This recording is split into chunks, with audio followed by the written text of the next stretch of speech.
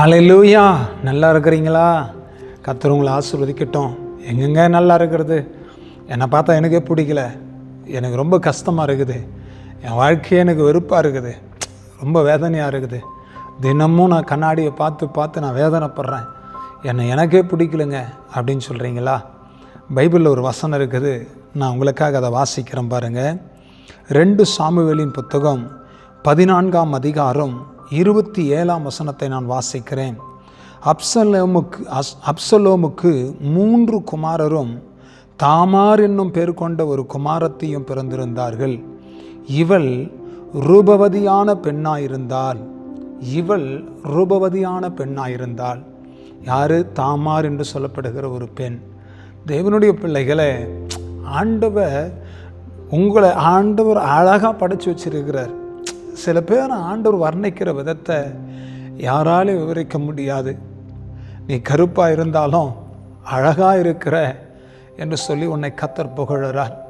நான் ரட்சிக்கப்படாததுக்கு முன்னாடி, சில வருஷங்களுக்கு முன்னாடி, நான் கண்ணாடியை பார்த்து நான் சொல்லுவேன், நான் எதுக்கு பிறந்தேன், நான் ஏன் வாழ்ந்துக்கிட்டு இருக்கிறேன், ஏன் இந்த உலகம் எனக்கு, இந்த வாழ்க்கையே எனக்கு பிடிக்கலை என்று சொல்லி கண்ணாடியை பார்த்து என்னையே நான் நினைத்து கலங்கின நாட்கள் உண்டு.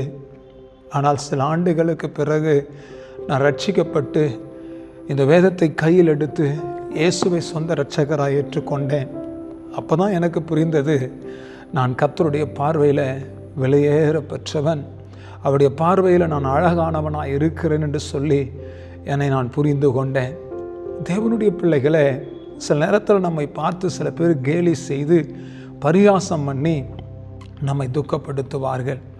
என் முகத்தை பார்த்து சில பேர் கேலி பண்ணுவாங்க, என் பல்லை பார்த்து சில பேர் கேலி பண்ணுவாங்க. சில பேருடைய வார்த்தைகள் என் மனசுக்கு ரொம்ப வருத்தமாக இருக்கும்.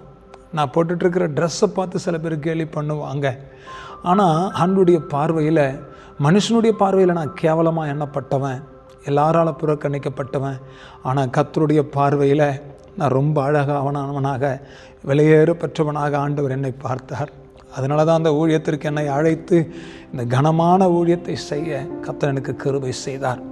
பாருங்கள், அப்சலோமுக்கு 3 குமாரரும் தாமார் என்னும் பேர் கொண்ட ஒரு குமாரத்தியும் பிறந்திருந்தார்கள். இவள் ரூபவதியான பெண்ணாக இருந்தாள் என்று வசனம் சொல்லுகிறது.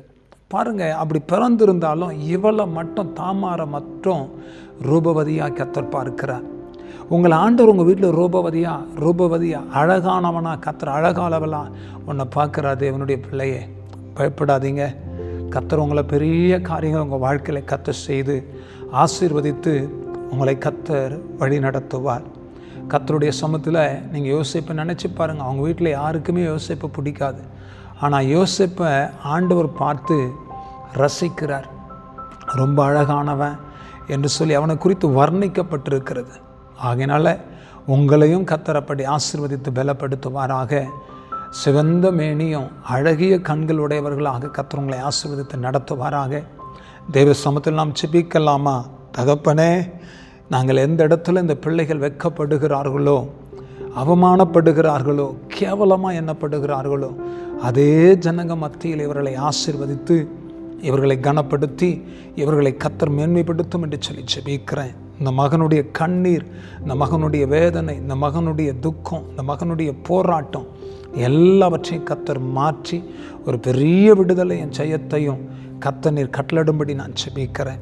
உம்முடைய கரத்தில் நான் ஒப்பு கொடுக்கிறேன். அற்புதம் நடக்கட்டும். தாழ்த்துகிறோம், உம்முடைய கரத்தில் ஒப்பு கொடுக்கிறோம்.